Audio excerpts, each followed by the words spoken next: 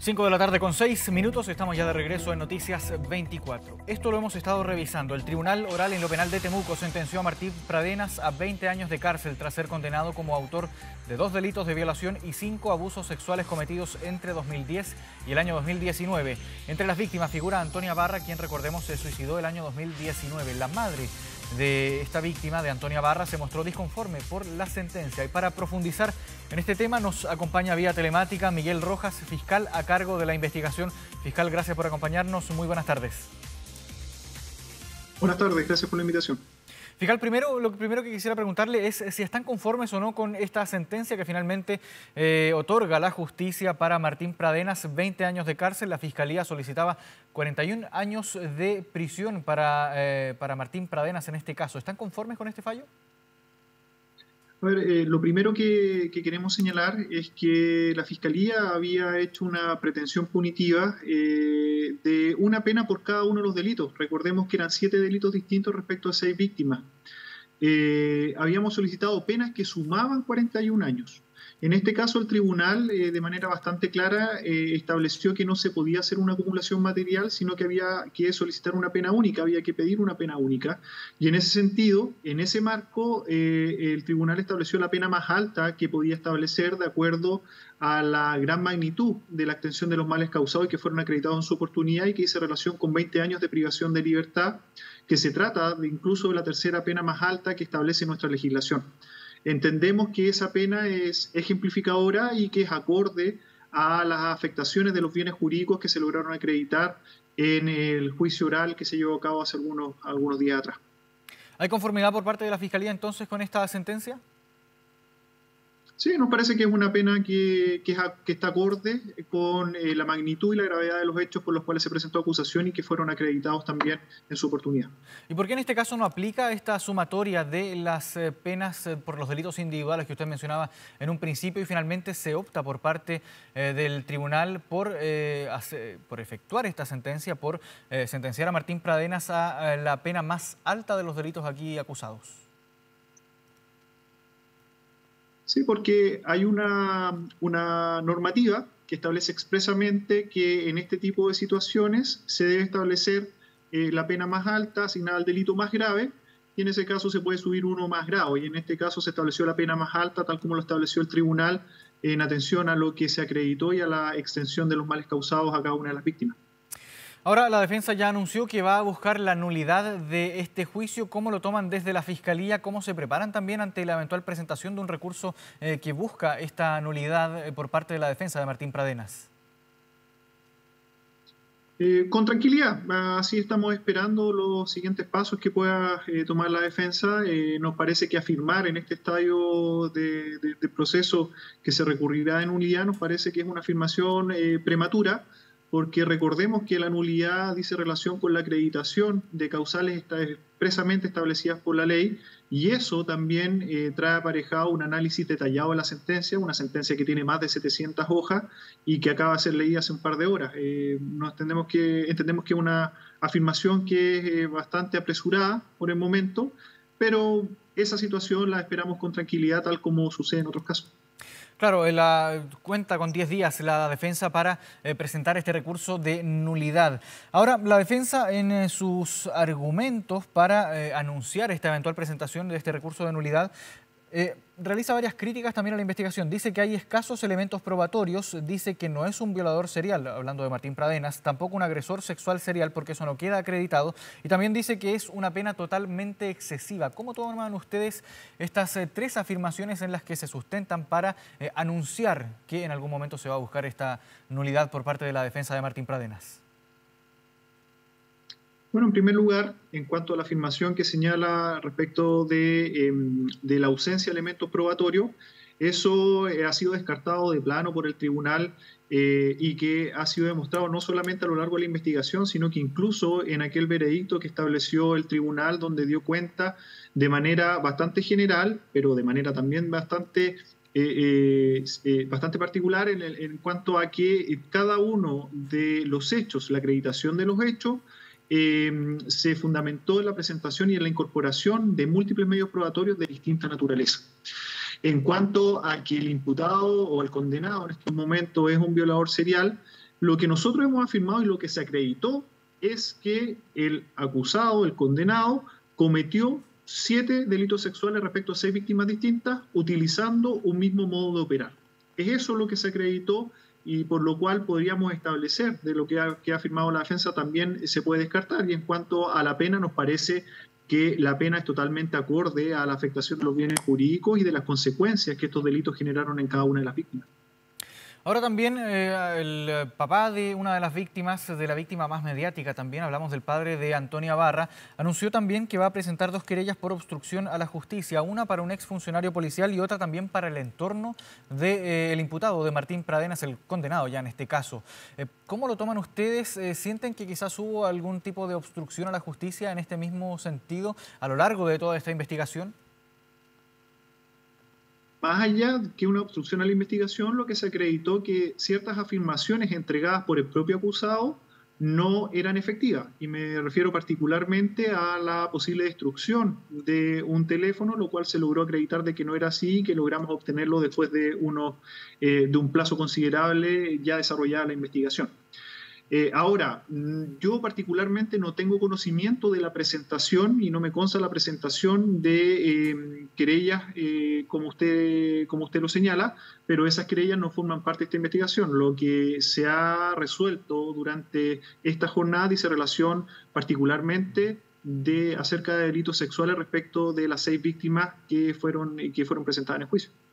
Pero en este mismo sentido y de acuerdo a toda la investigación que realizaron desde el Ministerio Público, ¿no consideran ustedes quizás que sí hubo algún tipo de obstrucción a la justicia o acciones que tiendan a ir en esa misma línea? Bueno, eso fue el fundamento que utilizamos para que se rechazara la circunstancia atenuante que solicitó la defensa en su oportunidad y que decía relación con una colaboración sustancial con el esclarecimiento de los hechos y que me parece también fue rechazada por el tribunal en base a lo anterior. Ahora, usted, fiscal, forma parte de esta investigación también desde un comienzo. Es una investigación muy mediática, un caso bastante mediático. A lo largo de los años fueron surgiendo también nuevos antecedentes, nuevos casos también que se suman entonces a este proceso judicial. ¿Cuáles son las dificultades que ustedes debieron enfrentar para llevar a cabo finalmente este juicio que termina con la sentencia a 20 años de prisión para Martín Pradenas? Usted mencionaba, por ejemplo, un hecho bien específico que también fue bien comentado a nivel nacional en la opinión pública, que es la destrucción de este teléfono celular por parte del imputado o de su entorno. ¿Cuáles son las mayores dificultades que debieron enfrentar a lo largo de toda esta investigación? Bueno, desde que asumimos la investigación, desde que se efectuaron las denuncias, nos pudimos percatar inmediatamente que se trataba de una investigación compleja y esas dificultades venían de la mano con que, como es de público conocimiento, una de las víctimas no estaba con nosotros, lamentablemente había fallecido, y me refiero a la víctima del hecho número 6, que es Antonia. En este tipo de delitos también se nos presentan otras dificultades. Fueron apareciendo y se fueron sumando múltiples otras víctimas de las actuaciones del acusado y que éste venía generando por lo menos del año 2010, tal como se estableció en la investigación, pero que se trataba de denuncias que eran extemporáneas en el tiempo. Y a partir de ello, la utilización de herramientas como la perspectiva de género y otras herramientas investigativas que comúnmente no se utilizan en la investigación de este tipo de casos, nos permitieron sortear estas dificultades que incluso se presentaron en el mismo juicio oral, cuando una de las víctimas de uno de los hechos, no me refiero a Antonia, tampoco pudo presentarse en el juicio oral producto de la afectación que los hechos que vivió le habían provocado. Sin perjuicio de lo anterior, pudimos recopilar múltiples medios probatorios, múltiples elementos que nos permitieron establecer ante el tribunal de que los hechos que denunciaron en su oportunidad sí ocurrieron y establecer una verdad jurídica, en el sentido de que los hechos que nosotros acusamos y que se extendieron desde el año 2010 al año 2019 efectivamente sucedieron y que no obstante esa extemporaneidad en cuanto a presentar las denuncias en nada dificultaba la labor o el hecho de ejercer la labor por parte del Ministerio Público y que ha sido encomendada constitucionalmente. Ahora hablemos también de los hechos que se le imputaron a Martín Pradenas.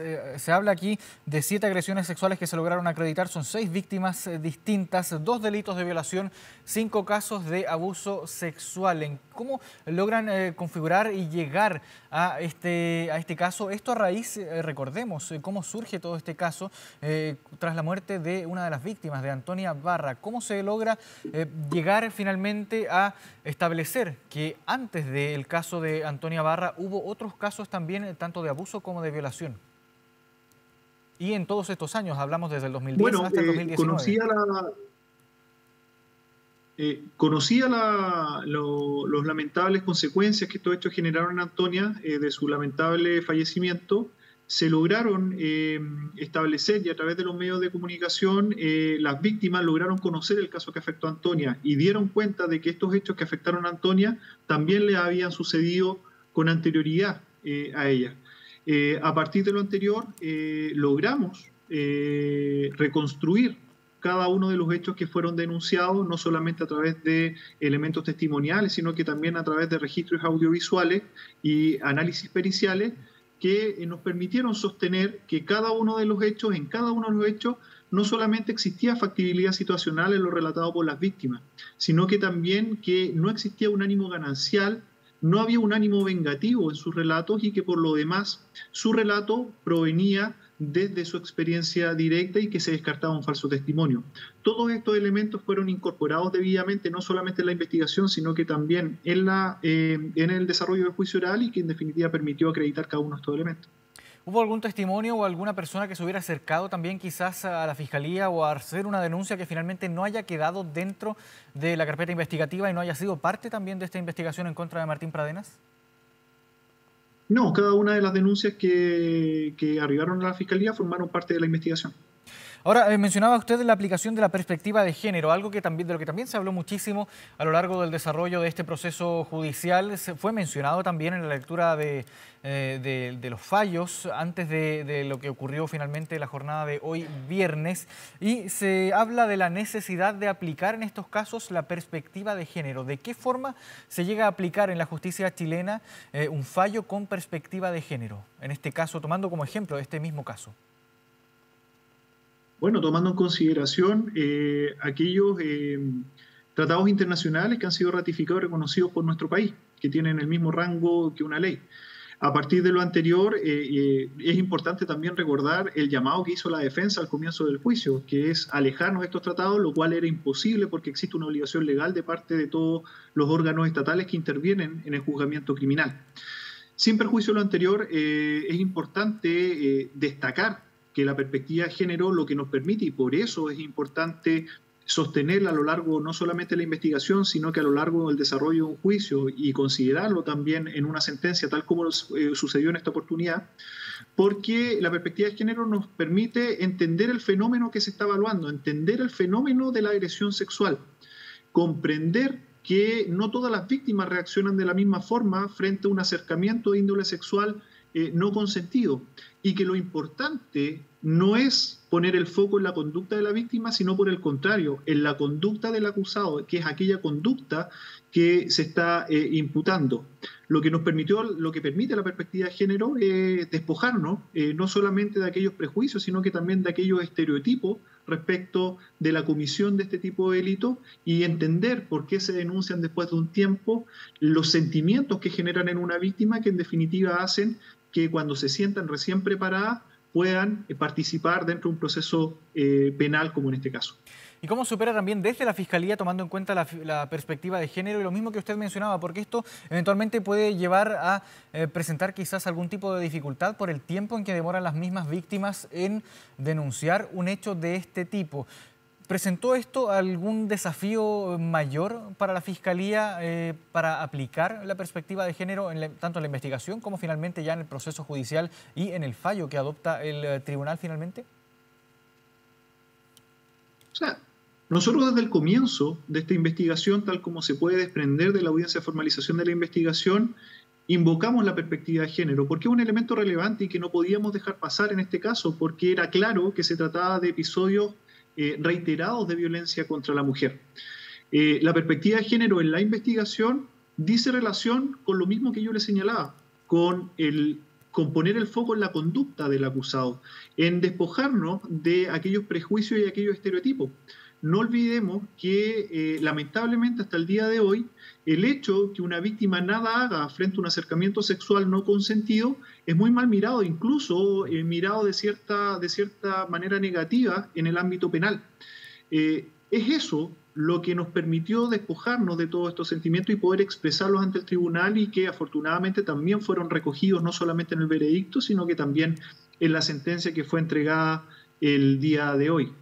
Y entender que lo relevante en este caso no es cómo la víctima se vestía, no es el hecho que la víctima haya consumido alcohol, no es que la víctima conocía anteriormente al acusado.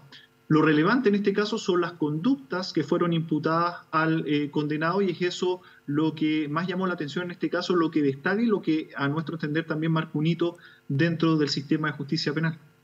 Y ahora, considerando que usted fue el fiscal de este caso, como fiscal, ¿cómo evalúa la aplicación de la perspectiva de género? ¿Cuán trascendental fue la aplicación de la perspectiva de género tanto desde la Fiscalía para realizar todos estos procesos investigativos, como también para el tribunal finalmente para establecer el fallo que condena a Martín Pradenas a 20 años de prisión?